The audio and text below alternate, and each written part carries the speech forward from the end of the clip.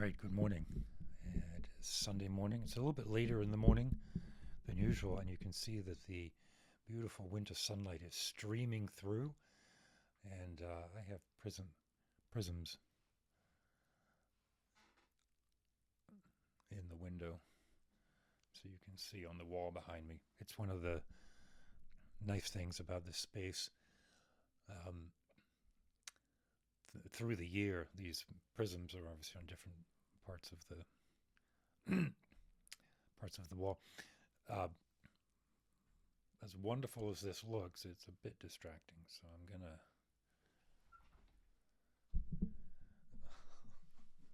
there we go. I'm gonna shift out of and make sure there's nothing compromising behind me. I have to make sure my work laptop isn't turned on when I do these videos. All right, so that's a good start. What are we going to talk about today? Well, I want to talk about the benefits of meditation. Kind of think about why it's a good thing to do, um,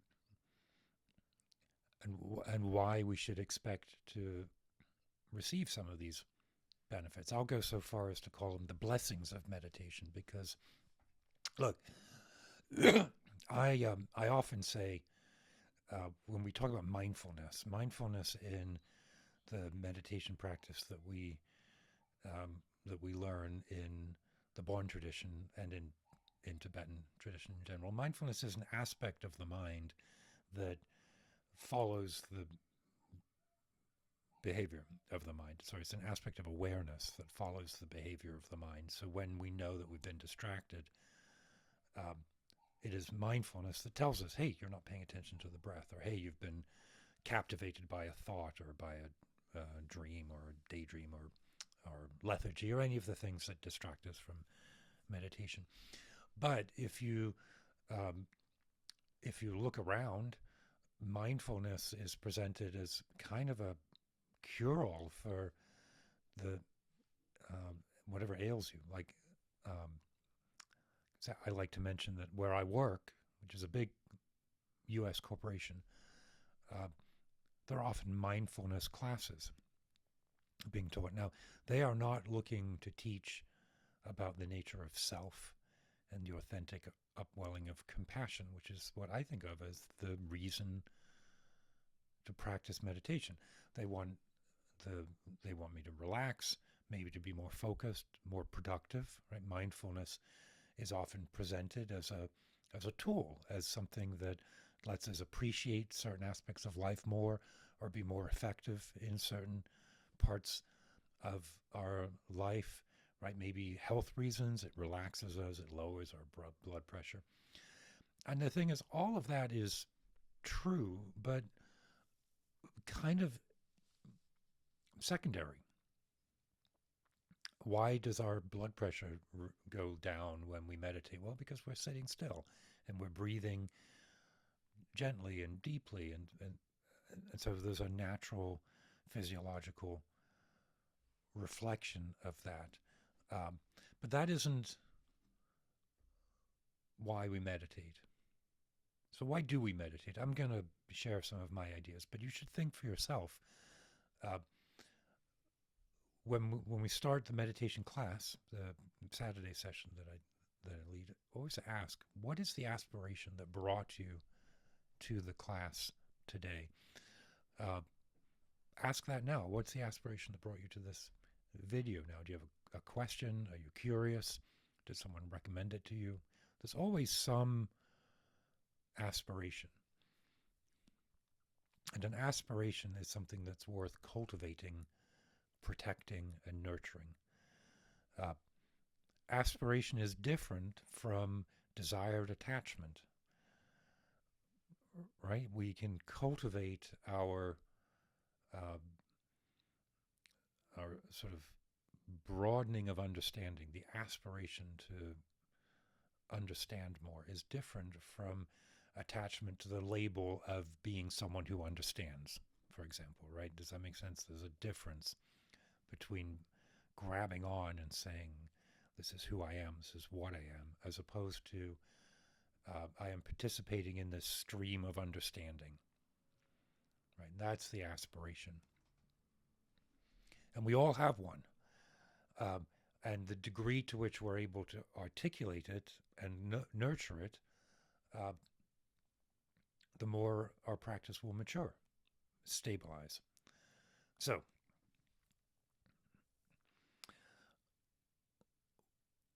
there's a dedication of merit that we do at the end of all of our practices. And it goes like this. All the virtue that I have performed with body, speech, and mind, I dedicate to the welfare of all beings of the three realms. Having purified all karmic obscurations of the three times, may we swiftly achieve complete Buddhahood of the three bodies. And we say that after any practice, whether it's calm abiding practice, whether it's mantra practice, whether it's a ritual, whether it's a teaching, we end with that dedication of merit. And in that dedication of merit are the core the core aspects of the practice, right? The welfare of all beings.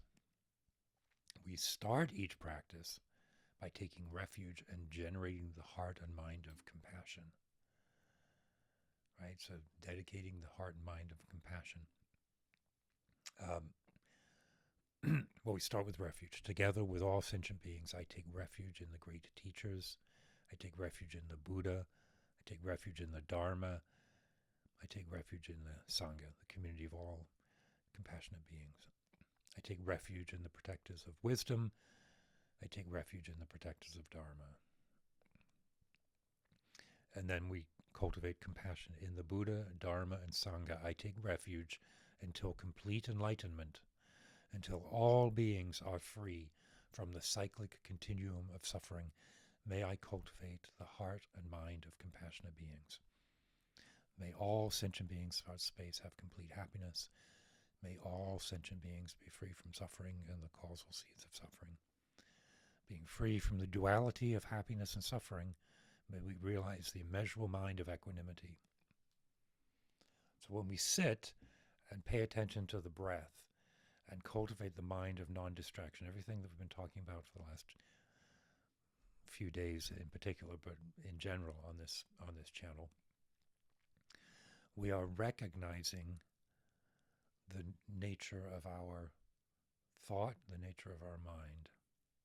We're cultivating the mind of equanimity so that we individually are free from this cyclic continuum of suffering, happiness and suffering, right? Because both happiness and suffering are transitory states. And the cultivation of the state that is beyond those transitory experiences, that is the mind of awakening. I think it's also the virtuous life that Socrates talks about. I think it's also the kingdom of God that Jesus talks about. And as we practice so that we can cultivate that in ourselves and in all other sentient beings. Because if I can approach you from this position of equanimity, free from delusion, free from obscuration, free from anger and attachment and jealousy, free from the poisons of the negative emotions, what remains is kindness and compassion. And that's why I practice. It's to be able to achieve that state. Now, the paradox is that there's nothing to achieve because that state is already present, but it is occluded.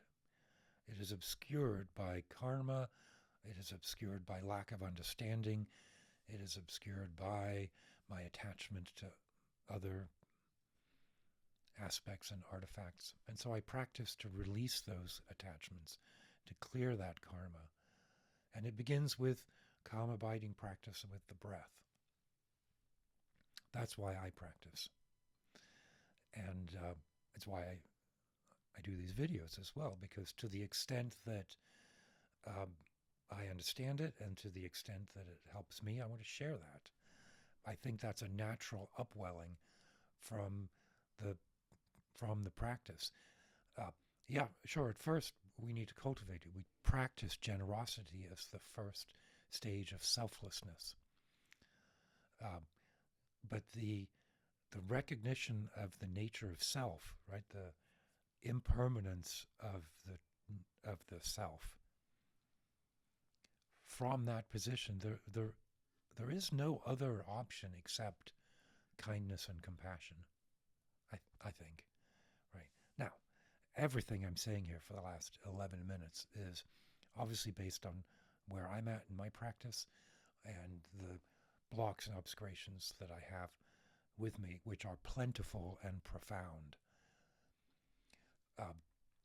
But I am deeply convinced in the efficacy of the practice.